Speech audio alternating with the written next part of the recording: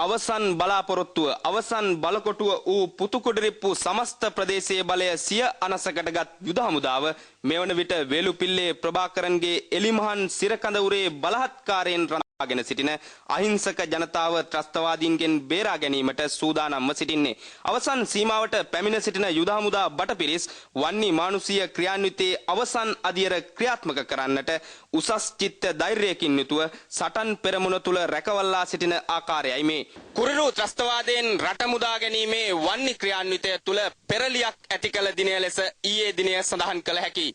පුතුකුඩරිප්පු අත්පත් කරගත් ප්‍රදේශයේ අද දිනේද යුද හමුදාව සෝදිසි මෙහෙයුම්වල නිරත වුණා.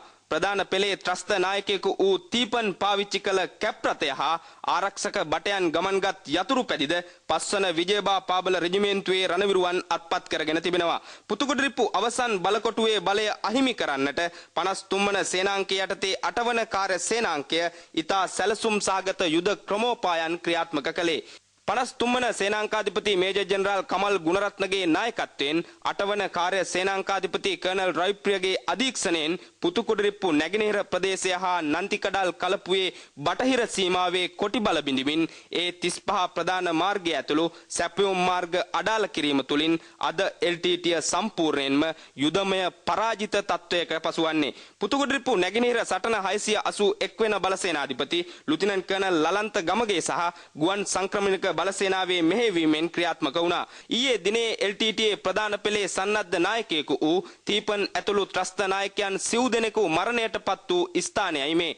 53 වන සේනාංකය 58 වන සේනාංකය 55 වන සේනාංකය 59 වන සේනාංකය හා 8 වන කාර්ය සේනාංකය ත්‍රස්තවාදීන් මෙවන විට රැඳී සිටින යුදමුක්ත කලාපයද සම්පූර්ණයෙන්ම වට කරගෙන ඒ මුලතිව් මුහුදු තීරයේ නාවික හමුදාවද රැකවල්ලා සිටියේදී මෙවන් තත්වයකට පරාජය කළ නොහැකි මහා සටන්කාමීන්යයි ඇතමුන් හඳුන්වා දුන් LTTට මුහුණ දෙන්නට සිදුවෙලා.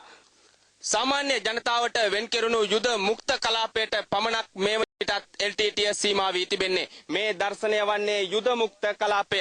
සියලු පරාජයන් හමුවේ LTTේ ප්‍රධාන පෙළේ ත්‍රස්ත නායකයන් Tamanගේ ජීවිත රැක ගන්නට උත්සාහ කරන්නේ මේ යුද මුක්ත කලාපයේ රැඳී සිටින අහිංසක ජනතාව පලියක් කරගනිමින්.